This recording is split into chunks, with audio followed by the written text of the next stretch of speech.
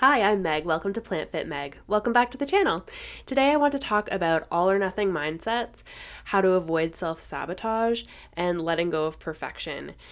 This is a really big topic, and I don't think I can fully encapsulate it and fully cover it in a YouTube video because there's so much nuance and so much that goes into it. But I do want to offer my best tips for dealing with these issues and for avoiding self-sabotage. So whether you are embarking on a weight loss journey, a fitness journey, you are trying to improve your lifestyle generally and get healthier, I want to be that encouragement for you and give you my best tips for avoiding the all or nothing mindset and letting go of perfection. I have struggled with this for a very long time, and it has taken me a lot to overcome. And it's honestly something that I still struggle with from time to time. It takes a lot of practice to change your mindset. As humans, we're somewhat primed to pay attention more to the negative than the positive, so it does take some practice to come around. But it is possible. Change is always possible, so let's get right into it. First things first, I think it's important to acknowledge that conditions won't always be optimal. So when we embark on a new plan, when we are getting into getting healthier or losing weight or getting into the gym, we often are super motivated, super excited, super inspired, ready to go, and we jump right in and we go for it. And that's not necessarily a bad thing, but I think it's important to recognize that your motivation level will not always be this high. Your stress level will not always be at the current state that it's at. Your current life circumstances might not be the same in the future as they are now. So it's important to sort of account for these things and consider that, okay, what would my plan be if something were to happen and my position was to change? How could I focus on what I can do rather than getting really wrapped up in, oh, well, this was my plan. I can't do this plan and execute it perfectly, so I'm going to throw my hands up in the air and give up. No. Let's consider if it doesn't go perfectly, if it doesn't go optimally or ideally, okay, breathe. That's all right. What's plan B? What's the next best thing? How can we get into a position where we can sort of plan for off times or off days or off meals or off workouts? Because it's bound to happen because we're human and our lives are busy, our lives are in flux, and things happen and things change. It's about being resilient in the face of those changes, and maybe that means that your goal shifts a little bit or your timeline maybe is a little bit extended, but rather than just giving up and throwing in the towel, it's better to stick with it and just go for it and do your best. Acknowledging that your best in that moment might not look the same as it did when you started and you were full of motivation and full of let's go and let's do it and we're ready to take on anything. And that is okay. I think another important point here is to consider overhauling everything versus making gradual changes. And I think for the most part, oftentimes gradual changes work a lot better than trying to overhaul everything all at once. And I know that in the past, when I have tried to make massive changes and just overhaul all the things and focus on eating a healthy diet and completely changing my diet and getting into the gym and getting enough sleep and getting enough hydration and just doing all the things at once and trying to learn all these different new skills all at one time, it just results in mass overwhelm. And that's when we give up because we're just so overwhelmed by the whole situation and we feel like we're failing because we've had this massive goal and this massive overhaul planned. Whereas if we can make gradual changes that are really sustainable and start with changes that are relatively easy, maybe you're going to start waking up half an hour earlier, or maybe you work out 2 days a week and you're going to start going 3 days a week, or something like this where it's not such a massive shift that it feels overwhelming and feels really challenging, or it won't be sustainable. It'll be something you'll be really excited about for the first week or two, and then you'll just give up on it because it won't be sustainable. It won't be something that you can actually maintain and continue. So make gradual changes, maybe have a little list of things that you would like to change, and then sort of prioritize. Okay, what am I going to start with here? What's the most important thing to me? What would be kind of the base, like foundation that I want to start with? And then how can I layer on top of that and build on that? And it's like building a house, right? You start with the foundation and then you do all the other things that are required. I'm not a home builder, so I don't know, but that's the analogy that came to mind. But it really is about taking it one step at a time. Another thing that I have experienced and that I've also seen a lot in my clients is one little misstep or one little mistake or one little thing that doesn't go according to plan becomes this huge, big ordeal. And we turn it into this massive thing. We basically turn it into, oh, I wasn't perfect. I didn't do everything 100%. I missed this one thing. Oh, I didn't quite get my step count today. Oh, I didn't eat vegetables with this meal when I said I was going to. And we blow it completely out of proportion, make it into the end of the world. I destroyed everything.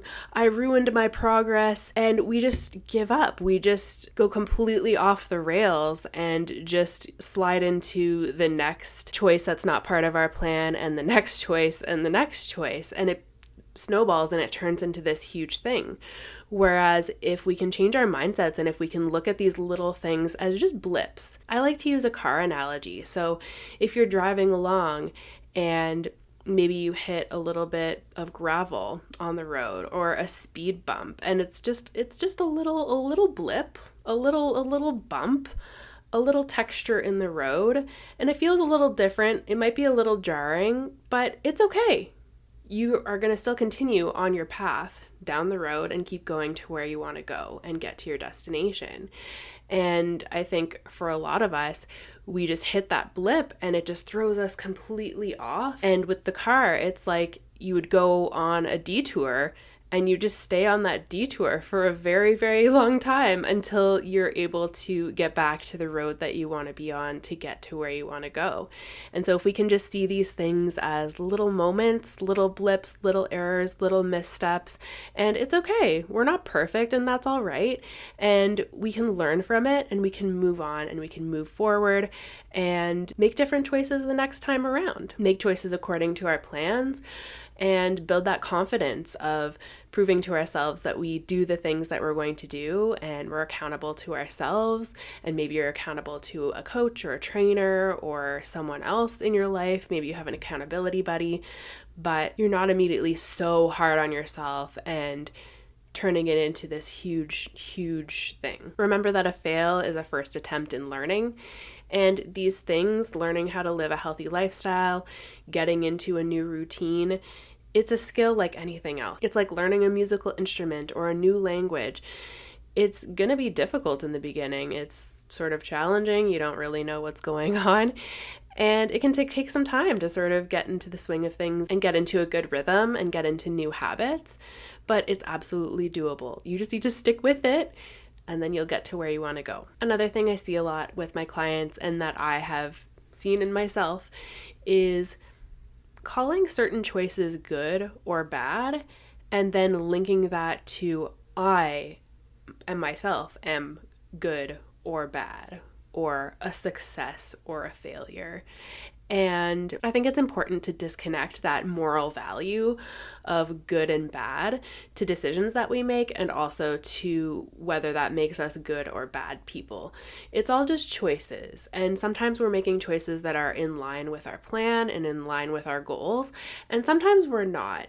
And if we're not, then it's a matter of questioning why we're not.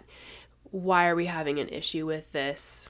What's going on here? Get curious rather than just throwing in the towel and giving up. If you think about it in terms of a course at school and you fail one test, that doesn't mean that you failed the entire course or that you fail your entire grade or your entire program. It's just one assignment or one exam. And so then you can look back and say, okay, well, why did I fail this exam? Were there external conditions and external circumstances that were going on that led to this? Did I not study enough? Was I not understanding the material? Do I need more help with this? Do I need to ask the teacher for more assistance? Do I need a tutor? And the question at that point is, how do I turn this around and improve my grade and improve my situation, rather than just saying, oh, well, I failed this one thing, so I'm done with it. Remind yourself that nobody is perfect. Even if you see people online who have maybe shown a weight loss journey or shown a fitness journey, and it looks like, oh, you see the before and after photo and it looks great, but you don't know what work it took to get there. You don't know how long it took to get there and how they went about getting to that point. So it's important to take a step back, especially on social media and on YouTube, to consider the time involved and being more patient with yourself, and also more patient in the process, and just trusting the process and continuing on and keep putting in the work and just taking it one meal at a time, one workout at a time, one day at a time, 1 week at a time, and then you carry on and you continue. And as you go, things get so much easier. I want to really encourage you and let you know that as you develop new habits, they become new routines, and they often just become the default. They become what you do, they become who you are, and it's so much easier. When I first started going to the gym at 6 a.m. to start my day, it felt so difficult to get out of bed. It was such a challenge, but I knew that I wanted to start my day with my workout because I felt like it really set me up for the day. I would feel energized, I would feel good afterwards, I would get it done and just checked off my list so that I didn't have to worry about it later in the day. And so I knew that for me, the advantages outweighed the disadvantages of it, and the discomfort that came with that. I knew that I could persevere and I could work through and make it work. And that's not for everyone. I'm not suggesting that everyone get up at 6 a.m. and go work out, because for some people that would just not work. So I think knowing yourself and knowing your lifestyle and knowing what you can fit into it reasonably and sustainably and maintain it is really important. And now I wake up before my alarm sometimes, and it's the weirdest thing. So it really does become just routine, it becomes habit, it becomes just the default and what you do, and it gets so much easier. So if you're having a hard time, if you're struggling, if you're finding it's so difficult to make these changes, first look at your plan and maybe scale things back a little bit, maybe go a little easier on yourself, try to make some smaller, more gradual changes, and just know that the more you do the thing and the more consistent you are, the easier it gets over time. Thank you so much for watching this video. I hope you really enjoyed it and found it helpful and encouraging. If you have any questions or you'd like to look into my one-on-one coaching, you can check out the links in the description box below. If you liked this video and you'd like to see more content like this, give the video a like, subscribe, leave me comments letting me know. Let me know what resonated with you in this video. Let me know your experiences of all or nothing thinking, and maybe how you have come around to letting go of perfection and stopping the self-sabotage. I'd love to hear your thoughts and hear your story, and I'm sure everyone else would love to hear it as well, and we can share tips and bounce some things back and forth in the comments section and keep the conversation going. I hope you're having an amazing day, and I'll see you in the next video. Bye!